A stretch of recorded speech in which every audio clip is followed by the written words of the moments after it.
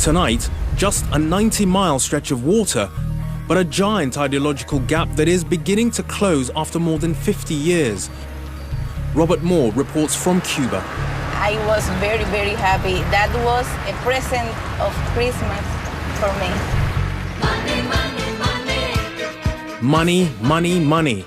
Chris Choi meets Bjorn Ulvaeus to find out why Sweden is going cashless. It seems to me that a lot of people want their crisp bills for nostalgic reasons, which is very interesting.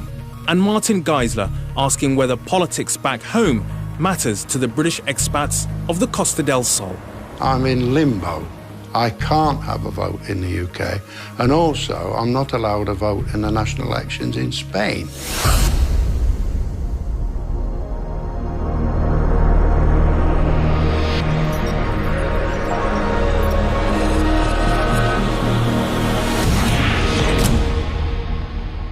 Good evening and welcome to On Assignment. This month we bring the programme to you from Washington, D.C., the location of recent discussions to try to end almost half a century of distrust and hostility between America and its near neighbour, the communist island of Cuba. Since the Cuban leader Fidel Castro handed power to his brother Raúl, there's been a sort of Cuban thaw. A huge shift now offers hope to thousands of families separated by Cuban and American restrictive travel and trade policies that some feel have held Cuba back. Robert Moore travelled to the island to speak to people to find out what a change in relations would mean.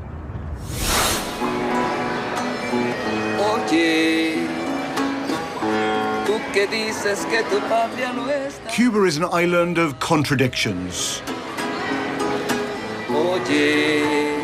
Yes, there is an immense sense of national pride.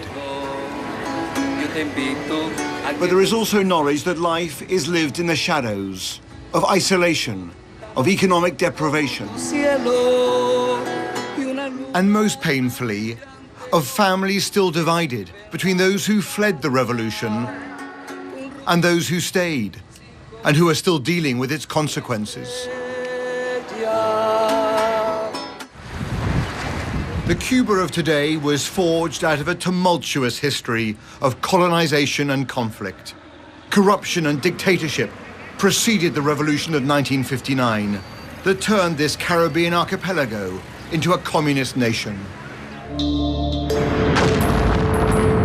If at any time the communist buildup in Cuba were to endanger or interfere with our security in any way, then this country will do whatever must be done to protect its own security. Cuba became a high-stakes battleground between the superpowers. A Cold War furnace that at one point took the world to the very brink of Armageddon.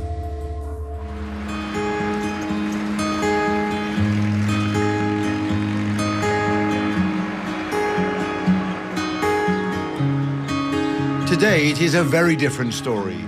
The younger Castro brother Raúl is at the helm. And finally, America and Cuba are on the brink of an historic reconciliation. And economic change feels imminent. I was very, very happy. That was a present of Christmas for me. One woman who captures this new sense of optimism is Nidialis Acosta, who runs a business repairing the classic American cars that are one of the most distinctive features of Cuba.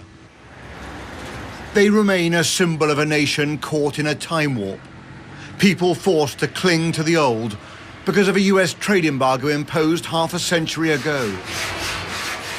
A policy that has caused significant hardship. Nidialis now has the prospect of being able to import spare parts from America and of starting a private business outside of state control.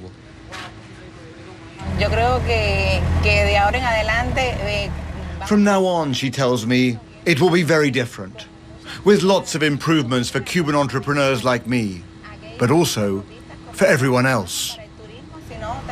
Reform from within and a new opening with America is a tantalizing combination. Certainly Havana has much to gain from the new diplomatic movement. To spend any time in this city with its culture of dance and music, is to see a creative, literate people yearning to join the 21st century. This is a land where the mobile phone is a luxury, where the internet is a privilege controlled by the state, where people of all generations still debate face-to-face, not online. But what about elsewhere in Cuba? For 80% of people live outside of the capital. To find out what ordinary Cubans make of this deal, I've come out here west of Havana to the hill country and tobacco farms. And I have a very simple question. I want to know what the rural poor and the farm workers, those for whom this revolution was fought, whether they welcome these developments. Do they see it as just another twist in the tortuous relationship between America and Cuba? Or do they believe it will change this island and their lives forever? I want to come back and see the three-generation Vasquez family have a sense of keen anticipation, thrilled that the momentum is building towards ending the economic blockade they've endured all their lives. Bueno, esperamos que cuando entren en el negocio sea beneficiable para ellos y para nosotros. Eso es lo que hace falta. Eso es lo que hace falta en el mundo, comprendernos y que haya negocio y no haya guerra. The young boys have dreams too. Cuando yo sea grande, quiero ser tractorista. Even of one day traveling to lands they've heard so much about. Venezuela, Estados Unidos, Inglaterra. And what would you imagine that America actually looks like? A country of tractors, very big tractors, Leandro replies.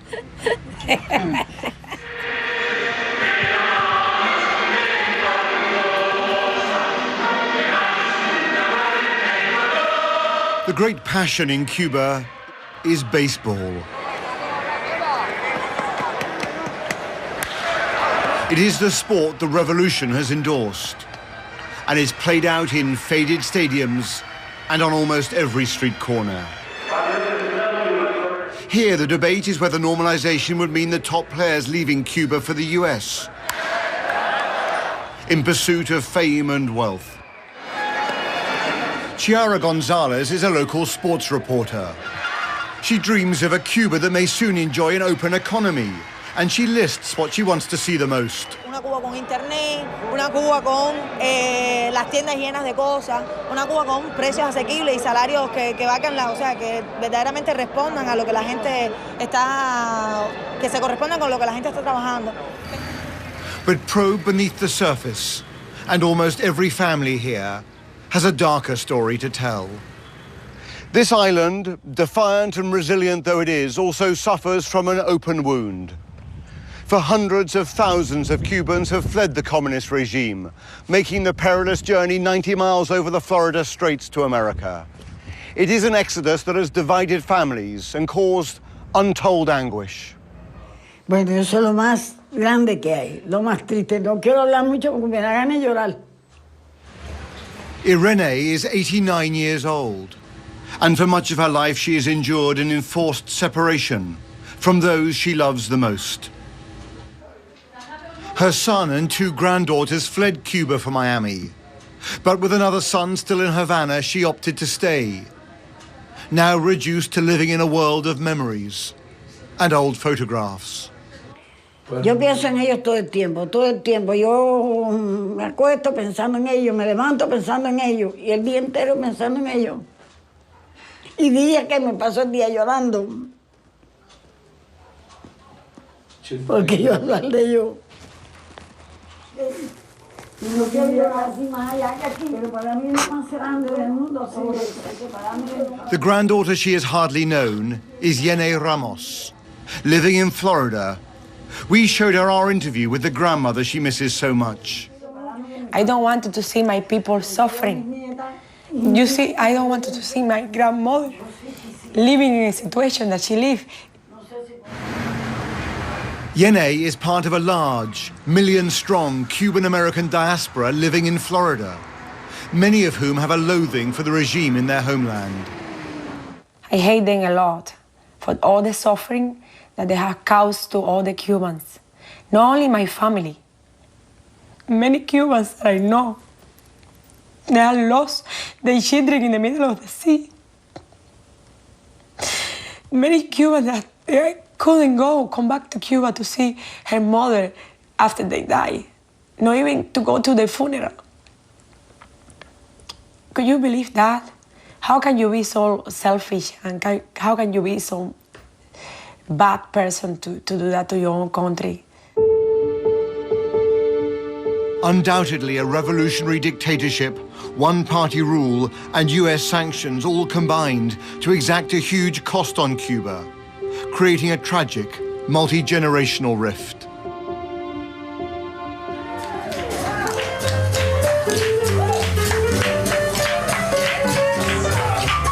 But those who have stayed still manage to have rich lives.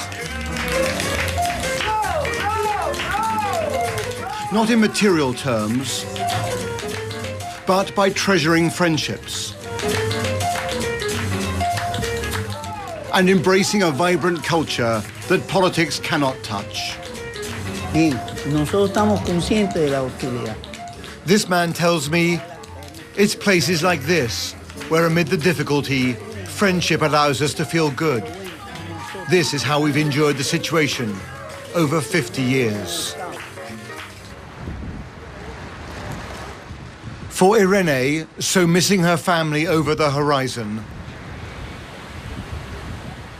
and for her granddaughter 90 miles away and thinking of her homeland, change is welcome.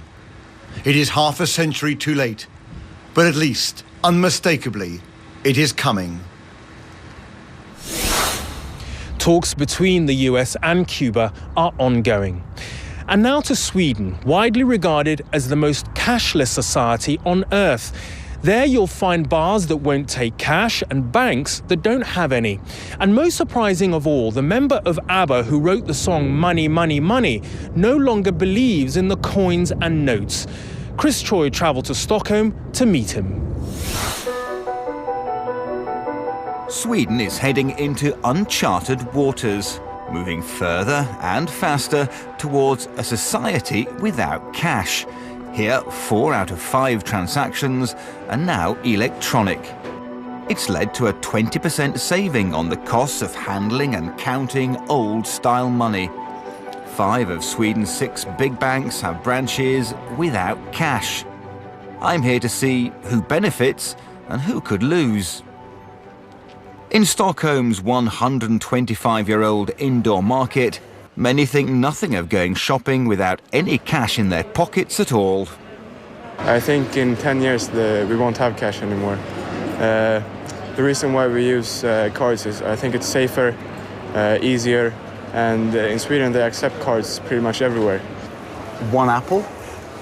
Can I take this? Thank you very much. On my card. 7 kron. That's less than 60p. Shoppers buying small value items like this in the UK frequently face surcharges for using cards. Here, I didn't see that once. Across town, one of Sweden's biggest celebrities is spearheading the changes. The ABBA star that co-founded this museum has made it cashless. It's quicker, it's easier, and I very rarely see people paying with cash in Stockholm. Nowadays, Bjorn Olvies believes that cash is as outdated as the 70s satin blouses that once propelled him to stardom. When his son was burgled, he decided money was a problem. Now he believes Sweden will be effectively cashless within a decade. The man who wrote the hit song Money, Money, Money has drastically changed his views on it. It was a good thing I wrote that song so many years ago. Wouldn't work now. No, it wouldn't work now. Isn't the problem that if a transaction is cashless, there is that digital trail of evidence so everybody knows what you've been spending on?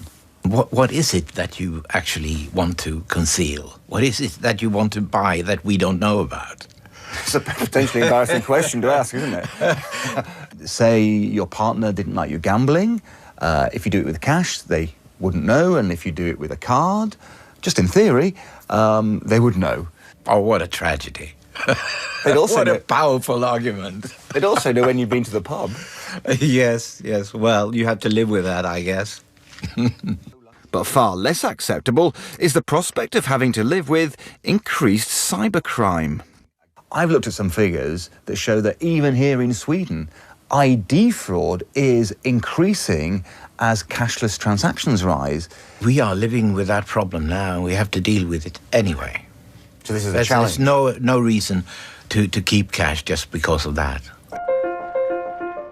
This city seems to be shrugging off fears about cashless transactions leading to less privacy and more fraud. And the ultimate example of that is someone for whom every bit of money is vital. Good morning. Hello. Can I get one using my card? Sure you can. This is Norbert, who is the Swedish equivalent of a big issue seller. And as you can see, he is equipped with smartphone and the card reader. I'll put it in there. There's even a little sign on his card saying, cards taken. No, it's done. I would say it has been a success because each vendor has increased their own sales as much as up to 59%. This whole thing is based on several layers of trust. Trust in the technology, in the banking system, in the sellers. Do you think that level of trust is peculiarly Swedish? I do think so. You have the trust to walk up to a vendor with your credit card.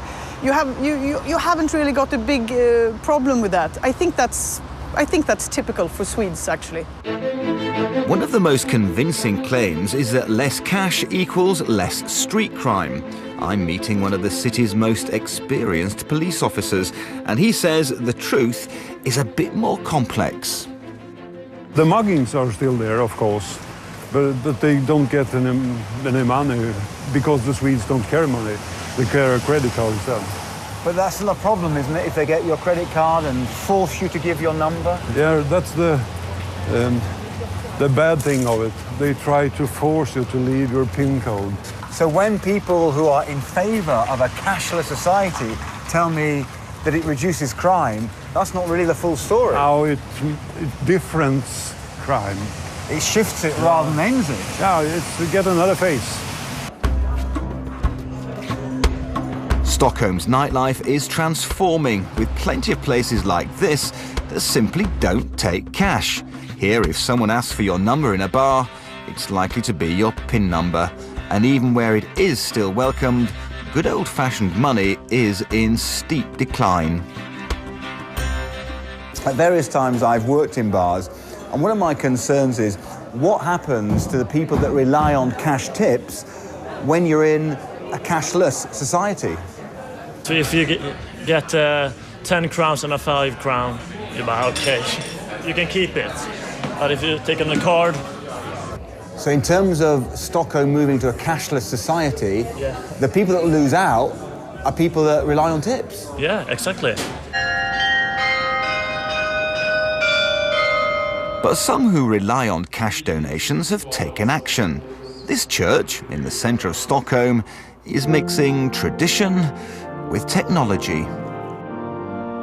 This is it, the electronic equivalent of the old church collection plate. Will you just show me it? Yeah. If you go to the Sunday service and you don't have any cash in your pocket, but you always have your credit card with you, you can go to this machine after the service and give a gift to our church. You choose the Sunday collect here, and then you use your credit card. Have the congregation welcomed it? Yes, absolutely. Even the older members? It's more for the younger persons. It seems to me that a lot of people want their crisp bills for nostalgic reasons, which is very interesting. The very first ones in Europe were invented right here in Sweden. So we should be the first one to leave it as well. But back in the market, there remains some stubborn resistance to that cashless revolution. I'm a cash man. You're a cash payer? I'm a cash man, yes. Why? I prefer it. I have better control of my money that way, I think. A lot of people want Stockholm to become a cashless society. You've heard this. I know. What's your response to that? I hate that. Cash is king. Well, my card has taken quite a bashing. But when you think about things like the drive of finance, convenience, technology, where Stockholm has gone, it seems inevitable to me that the rest of us will soon follow.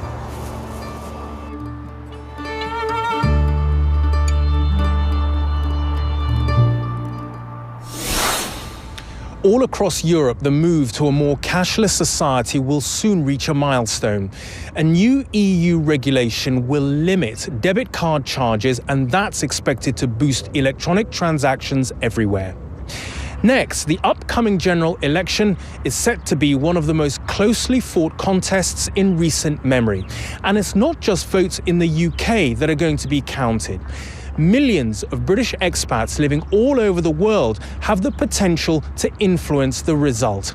Martin Geisler travelled to the Costa del Sol to find out what Brits living there think about politics back home.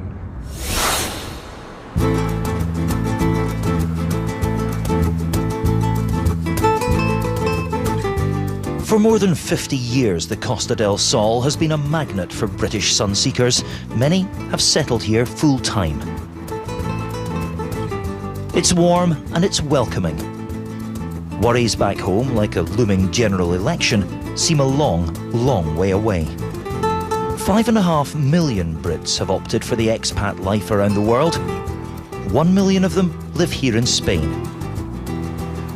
They have the potential to influence the outcome of elections at Westminster, but few of them have registered to vote. Many can't vote, and some don't even seem to care.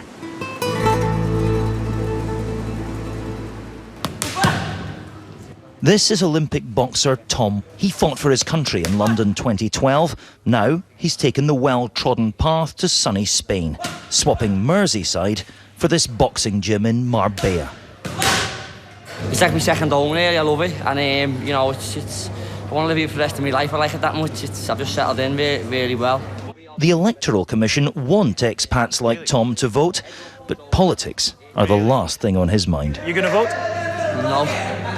No interest? Nah, I've never, I don't understand all the politics, you know what I mean? It's like, I don't even understand it.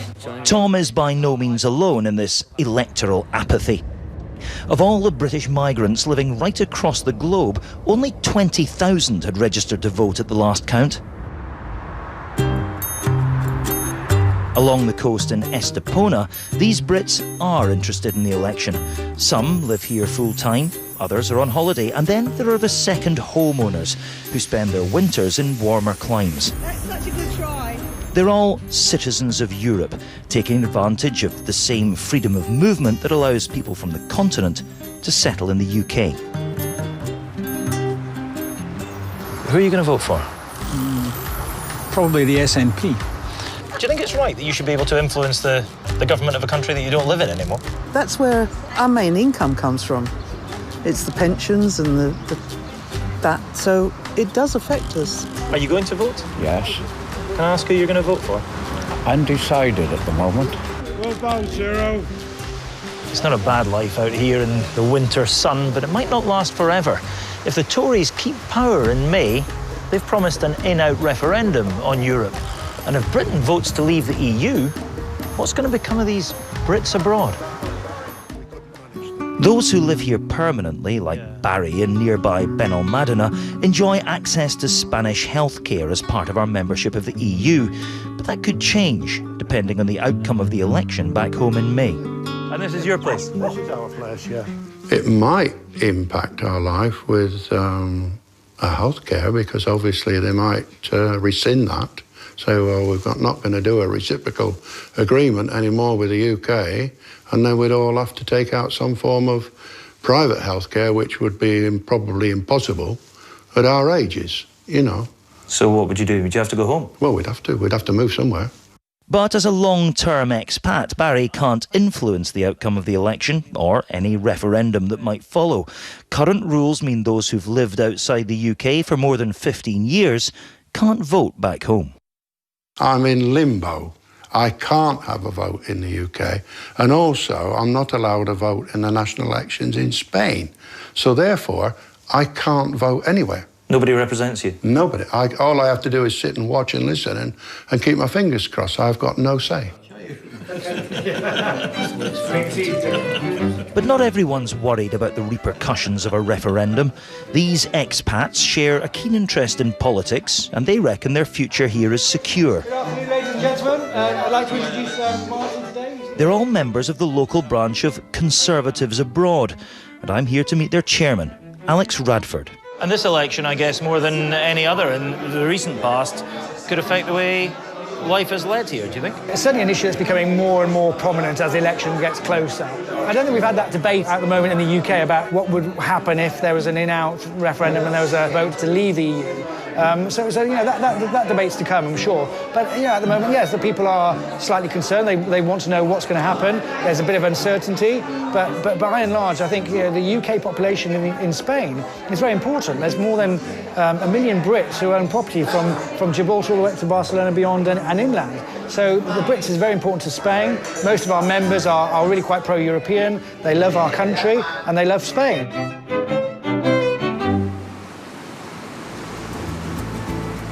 Most Brits here in Andalusia seem happy to leave the big debate on Europe until, well, mañana. But as recent events in Greece have shown, it's impossible to predict what might lie over the horizon. A view of election madness from the calm of the Costa. On Assignment will return with a new episode on Tuesday, the 24th of March, with stories from around the world. In the meantime, from Washington, a very good night and thank you for watching.